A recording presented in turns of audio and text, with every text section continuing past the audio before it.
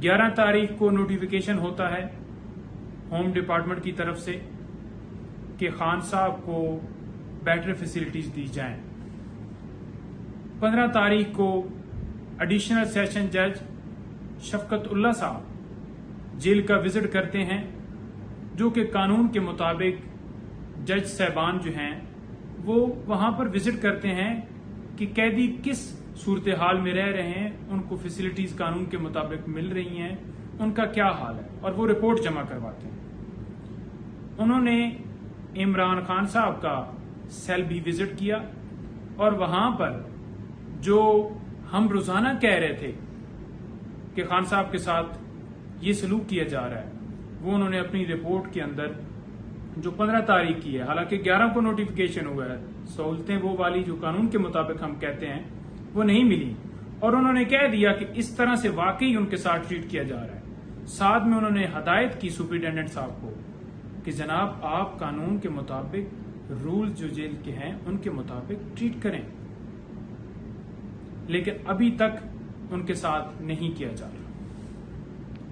दूसरा आपको पहलू बता दूं कि खान साहब का ये जो पैगाम है वो ये है कि मुझे डी क्लास में रख दें, मुझे इससे बदतर सूरत हाल के अंदर रख दें, मेरे साथ जैसा सलूक मर्जी या कर लें, लेकिन मैं बिल्कुल अपने मकसद पे कायम हूं और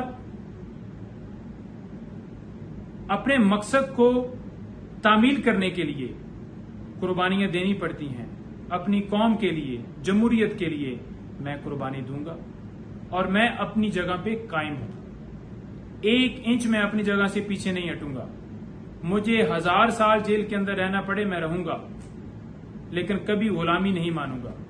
ये खान साहब का वाज़ेह मैसेज था। दूसरा आपको बता दूं कि शाह महमूद कुरैशी साहब, उनको जिस तरह से गिरफ्तार किया गया, 12 घंटे उन्होंने बताया है कि मुझे पानी और खाना नहीं दिया गया, मुझे टॉर्चर किया गया। वहां पर थाने के अंदर जो सेल था उसके अंदर मैट्रेस तक नहीं था और मुझे फर्श के ऊपर लिटाया गया। कसूर क्या है? उन्होंने कहा मैंने कोई जुर्म नहीं किया, मैं हर चीज कौम को बता चुका हूं। फॉरेन ऑफिस के अंदर कोडेड फॉर्म में साइफर आया और वो ओरिजिनल कॉपी उधर ही पड़ी हुई है। मैंने कोई इंफॉर्मेशन शेयर नहीं की जो सीक्रेट थी। उसको डी क्लासिफाइड फॉर्म में कैबिनेट की मंजूरी से लाया गया और फिर उसकी जो कॉपियां हैं वो मुख्तलिफ जगहों के ऊपर मौजूद हैं। ना मैंने चोरी किया, ना मैंने किसी गलत बंदे को शेयर किया, तो मुझे फैब्रिकेटेड तरीके से इस एफआईआर के अंदर नामजद किया। उन्होंने अपना मौकफ दे दिया, लेकिन उनके साथ जो सलूक किया जा रहा है वो कानून के मुताबिक नहीं है। उनके साथ कानून के मुताबिक बर्ताव होना चाहिए। जो आइन हमारा आवाम को, लोगों को प्रोटेक्शन देता है, उन्हें वो प्रोटेक्शन मिलनी चाहिए। और 13 दिन का जो रिमांड है वो किस लिए मांगा जा रहा था?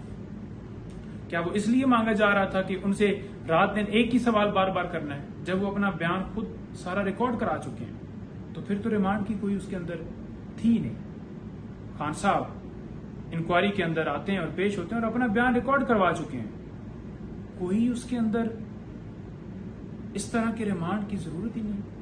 लेकिन आज उनका रिमांड किया गया। अब अदालत का फैसला है, हम बिल्कुल तस्लीम करते हैं, और जहां तक उसको चैलेंज करना वो भी हम मुशावरत हमारी जारी है कि रिमांड का कोई तुक नहीं बनता। हर अदालत का अपना एक एंगल है देखने का, लेकिन वो खान साहब के विजन के साथ खड़े हैं और पूरी पाकिस्तान तहरीक इंसाफ की जो जमात है उसका हर वर्कर, उसका हर लीडर इमरान खान साहब के विजन को इंडोर्स कर रहा है और उनके साथ डट के खड़ा है। किसी तरह से कोई घबराया हुआ नहीं है और ना उनका कोई कप्तान घबराया हुआ है। इंशाल्लाह हमारी सबसे जो मेन कोशिश है कि खान साहब को एक तो लॉ के मुताबिक ट्रीट किया जाए और दूसरा जल्दी से जल्दी खान साहब को हम बाहर लेके आए। Thank you.